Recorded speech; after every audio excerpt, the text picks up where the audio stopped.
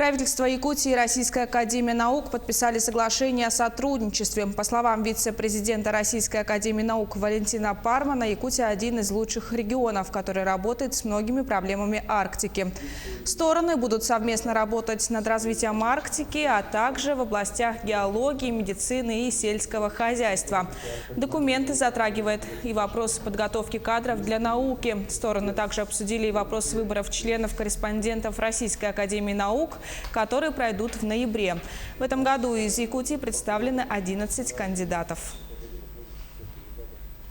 Конечно же, развитие такого огромного региона, как Якутия, оно абсолютно невозможно без серьезного вовлечения в этот процесс научных сил, и которые расположены на территории нашей республики и которые расположены в целом на стране. И, конечно, с этой точки зрения потенциал Российской академии наук, конкретно вот Сибирского отделения Академии наук России, он огромен. И, конечно же, еще раз говорю, для реализации стратегии развития Якутии на ближайшие десятилетия наука нам нужна практически по всем направлениям.